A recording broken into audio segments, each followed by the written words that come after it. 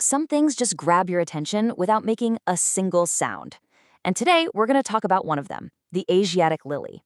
It's this incredible flower that has so much to teach us about presence, about purpose, and about a kind of strength that isn't about what it says, but just about what it is. I mean, just look at this thing. It's absolutely radiant, so bold. It's like a flame of color you just can't ignore. You can't help but be drawn to it. But if you were to lean in, you'd discover something really surprising. A secret, almost. There's no scent. None at all. For all that visual noise, this lily is completely silent. So that brings up a really interesting question, right? How can something that looks so loud be so quiet? It's a total paradox. And when we start to unpack that, it reveals something incredibly profound about purpose. So let's start with the flower itself. Let's get into the details.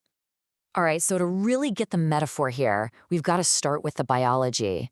What actually makes this flower tick? Okay, so the Asiatic lily has some really key traits. Its blooms face upward, almost like they're demanding to be seen.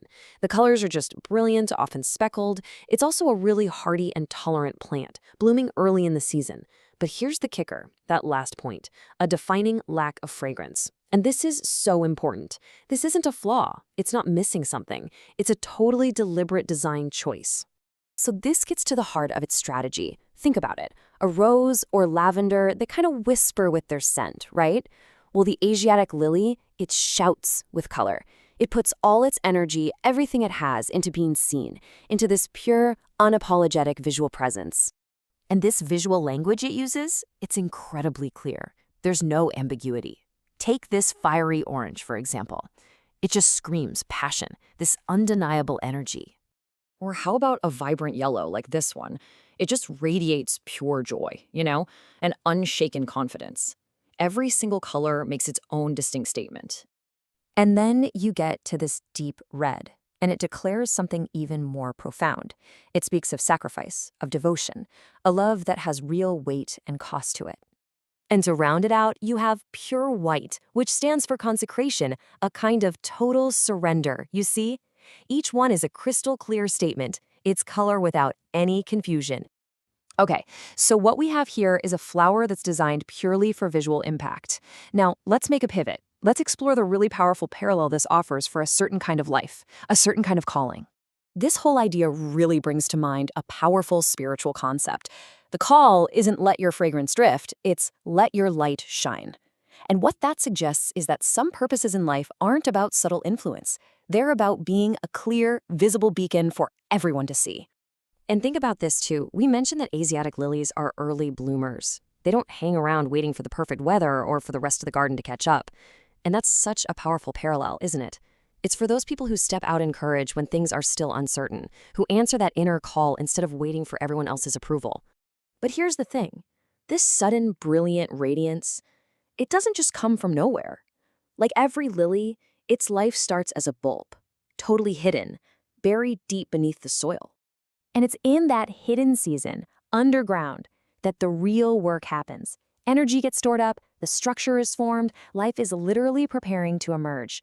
It's all this quiet, unseen preparation that happens when there's nobody around to watch, nobody there to applaud. And then, when the time is exactly right, it doesn't just struggle into view, it arrives.